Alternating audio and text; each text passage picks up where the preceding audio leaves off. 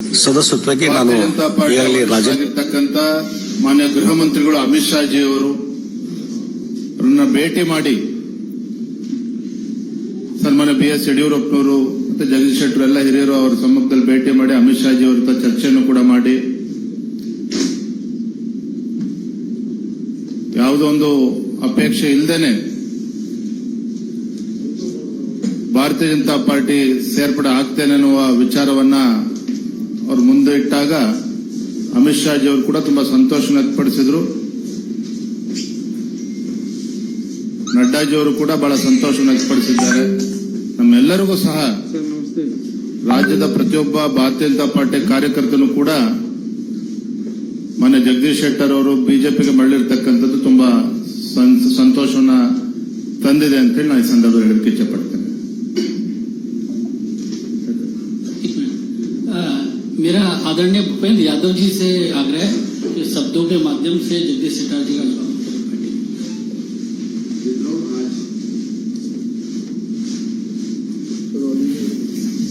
मित्रों, आज ये एक शुभ समाचार है कि हमारे कर्नाटक में श्री जगदीश शेट्टर जी कांग्रेस के MLC पद को छोड़ करके पुनः भारतीय जनता पार्टी में शामिल हो रहे हैं.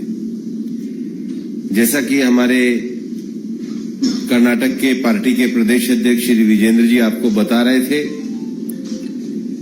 कि श्री जगदीश शेट्टर जी का पार्टी में हम सब पुनः स्वागत करते हैं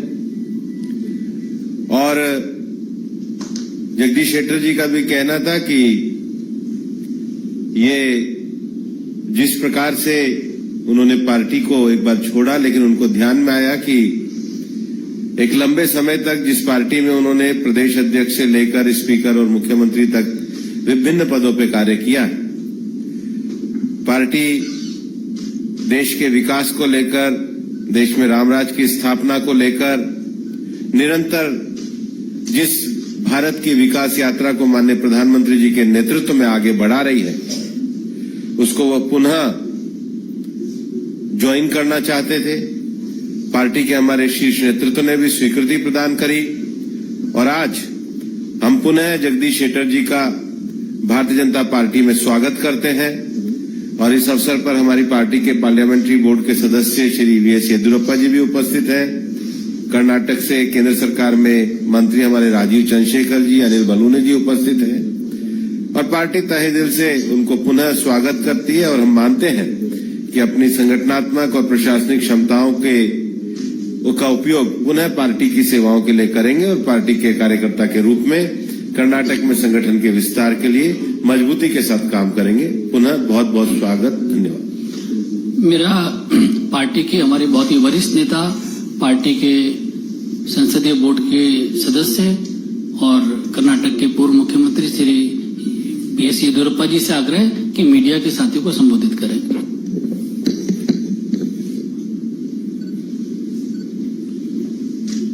ಜಗದೀಶ್ ಶೆಟ್ಟರು ಹಿಂದೆ ಮುಖ್ಯಮಂತ್ರಿಯಾಗಿ ಪಕ್ಷದ ಅನೇಕ ಜವಾಬ್ದಾರಿಗಳನ್ನು ವಹಿಸಿಕೊಂಡು ದುಡಿದಂತ ಒಬ್ಬ ಹಿರಿಯ ವ್ಯಕ್ತಿ. ನಮ್ಮೆಲ್ಲ ಕಾರ್ಯಕರ್ತರ ಅಪೇಕ್ಷೆ ಇತ್ತು ಅವರು ವಾಪಸ್ ಬಿಜೆಪಿಗೆ ಬರಬೇಕು ಅಂತ ಹೇಳಿ. ಅದಕ್ಕಾಗಿ ಬೆಳಿಗ್ಗೆ ಗೃಹ ಸಚಿವ ಅಮಿತ್ ಶಾ ಜಿ ಅವ್ರನ್ನ ನಾನು ಜಗದೀಶ್ ಶೆಟ್ಟರು ವಿಜೇಂದ್ರ ಭೇಟಿ ಮಾಡಿ ಅವರು ಸಹ ಬಹಳ ಸಂತೋಷದಿಂದ ಅವರನ್ನು ಬಿಜೆಪಿಗೆ ಸ್ವಾಗತ ಮಾಡಿ ಬರಬೇಕು ಅಂತ ಹೇಳಿದ್ರು. ಅದರಂತೆಯೇ ಇವತ್ತು ಬಿಜೆಪಿಗೆ ಸೇರಿದ್ದಾರೆ. ನಮ್ಮ ರಾಷ್ಟ್ರೀಯ ಅಧ್ಯಕ್ಷ ನಡ್ಡಾಜಿ ಅವರನ್ನು ಸಹ ಈಗ ನಾವು ಭೇಟಿ ಮಾಡ್ತಾ ಇದ್ದೇವೆ. ಬಹುಶಃ ಜಗದೀಶ್ ಶೆಟ್ಟರು ಬಿಜೆಪಿಗೆ ಸೇರಿದ್ರಿಂದ ದೊಡ್ಡ ಶಕ್ತಿ ಬಂದಂತಾಗಿದೆ. ಮುಂದಿನ ಲೋಕಸಭಾ 28ರಲ್ಲಿ 25ಕ್ಕೂ ಹೆಚ್ಚು ಲೋಕಸಭಾ ಕ್ಷೇತ್ರ ಗೆಲ್ಲೋದಕ್ಕೂ ಸಹ ನಮಗೆ ಹೆಚ್ಚು ಸಹಕಾರಿಯಾಗುತ್ತೆ ಅನ್ನೋ ಮಾತನ್ನು ಹೇಳ್ತಾ ಮತ್ತೊಮ್ಮೆ ಭಾರತೀಯ ಜನತಾ ಪಾರ್ಟಿಗೆ मान्य जगदीश शेट्टर स्वागत ಮಾಡುತ್ತೇನೆ. ಧನ್ಯವಾದಗಳು, ನಮಸ್ಕಾರ. मेरा आदरणीय जगदीश शेट्टर जी से आग्रह है कि मीडिया के साथियों को संबोधित करें. ಭಾರತೀಯ ಜನತಾ ಪಾರ್ಟಿಯ ರಾಷ್ಟ್ರೀಯ ನಾಯಕರಾದಂತಹ ಭೂಪೇಂದ್ರ ಯಾದವ್ ಜಿ ಅವರೇ, ಭಾರತೀಯ ಜನತಾ ಪಾರ್ಟಿಯ ಹಿರಿಯ ನಾಯಕರಾದಂತಹ ಮತ್ತು ಮಾಜಿ ಮುಖ್ಯಮಂತ್ರಿಗಳು, ನಮ್ಮೆಲ್ಲರ ನಾಯಕರಂತ ಮಾನ್ಯ BS ಯಡಿಯೂರಪ್ಪನವರೇ,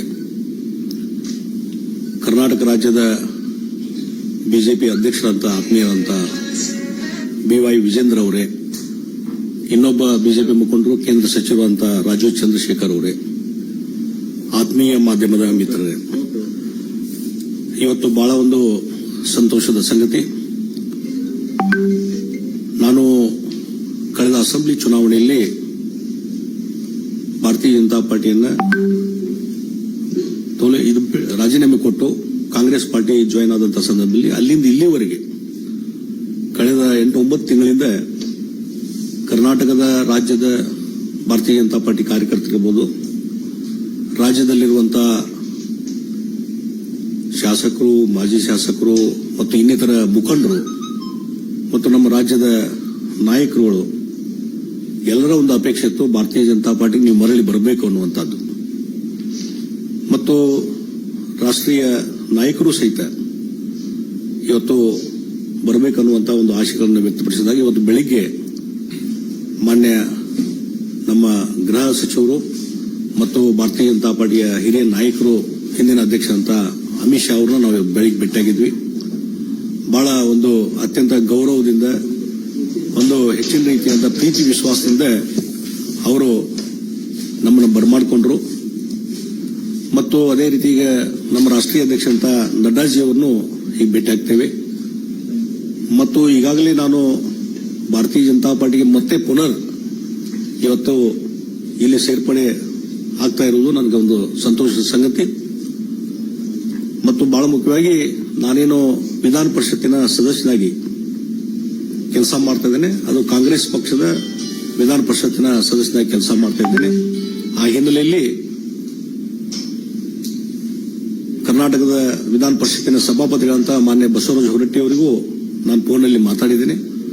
ಮತ್ತು ಈಗಾಗಲೇ ಇಮೇಲ್ ಮುಖಾಂತರ ಸದಸ್ಯತ್ವಕ್ಕೆ ನಾನು ಈಗಾಗಲೇ ರಾಜೀನಾಮೆಯನ್ನು ಕೊಟ್ಟಿದ್ದೇನೆ ಮತ್ತು ಆ ರಾಜೀನಾಮೆ ಎಕ್ಸೆಪ್ಟ್ ಮಾಡಬೇಕಂತೇಳಿ ನಾನು ಮಾನ್ಯ ಸಭಾಪತಿ ಹೊರಟ್ಟಿ ಅವರನ್ನ ವಿನಂತಿ ಮಾಡಿಕೊಂಡಿದ್ದೇನೆ. ಅದೇ ರೀತಿ ಕರ್ನಾಟಕದ ರಾಷ್ಟ್ರೀಯ ಕಾಂಗ್ರೆಸ್ ಪಾರ್ಟಿಯ ಅಧ್ಯಕ್ಷರಂತ DK ಶಿವಕುಮಾರ್ ಅವರಿಗೂ ಸಹಿತ ಕಾಂಗ್ರೆಸ್ ಪಕ್ಷದ ಪ್ರಾಥಮಿಕ ಸದಸ್ಯತ್ವಕ್ಕೆ ರಾಜೀನಾಮೆ ಕೊಟ್ಟಿದ್ದನ್ನು ಇಮೇಲ್ ಮೇಲೆ ಅವ್ರಿಗೆ ಕಳಿಸಿದ್ದೇನೆ ಮತ್ತು ಅಲ್ಲಿ ಸ್ವತಃ ಕಳಿಸುವಂತಹ ವ್ಯವಸ್ಥೆ ನಾನು ಮಾಡ್ತಾ ಇದ್ದೇನೆ.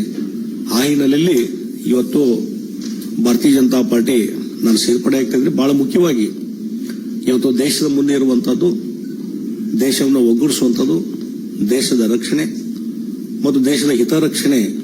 ಈ ಹಿನ್ನೆಲೆಯಲ್ಲಿ ಕಳೆದ 10 ವರ್ಷದಿಂದ ನಮ್ಮ ದೇಶದ ಪ್ರಧಾನಮಂತ್ರಿ ನರೇಂದ್ರ ಮೋದಿಜಿಯವರು ಏನು ಭಾರತದ ಒಂದು ಪ್ರಗತಿಗೆ, ಇಡೀ ಜಗತ್ತಿನಲ್ಲಿ ಭಾರತದ ಒಂದು ಶಕ್ತಿ ವೃದ್ಧಿಸಲಿಕ್ಕೆ ಏನು ಕೆಲಸ ಮಾಡಿದ್ದಾರೆ, ಅವರು ಮತ್ತೊಮ್ಮೆ ಪ್ರಧಾನಮಂತ್ರಿಗಳಾಗಬೇಕು, ಮತ್ತೊಮ್ಮೆ ಅವರ ನಾಯಕತ್ವದಲ್ಲಿ ದೇಶದಲ್ಲಿ ಒಂದು ಹೆಚ್ಚಿನ ಶಕ್ತಿ ಬರಬೇಕು ಅನ್ನುವಂತಹ ಹಿನ್ನೆಲೆ ಇಟ್ಟುಕೊಂಡು ಮತ್ತು ಭಾರತೀಯ ಜನತಾ ಪಾರ್ಟಿ ಇನ್ನೂ ಹೆಚ್ಚು ಶಕ್ತಿಯುತವಾಗಿ ಬೆಳಿಬೇಕು ಅನ್ನುವಂತಹ ವಿಷಯ ಇಟ್ಟುಕೊಂಡು ಇವತ್ತು ಭಾರತೀಯ ಜನತಾ ಪಾರ್ಟಿಗೆ ನಾನು ಮರು ಸೇರ್ಪಡೆ ಆಗ್ತಾ ಇದ್ದೇನೆ.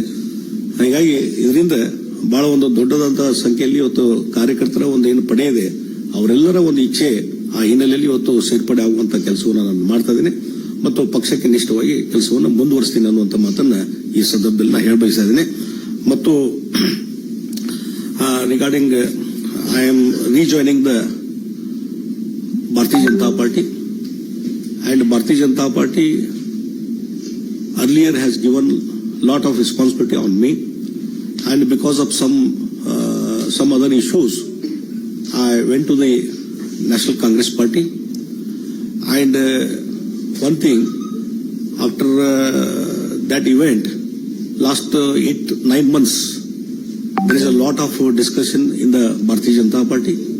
Even Karnataka BJP leaders and workers from the ground level, everybody in so many occasions when they were meeting me in Karnataka, everybody asking, you come back to the BJP, you come back to the BJP.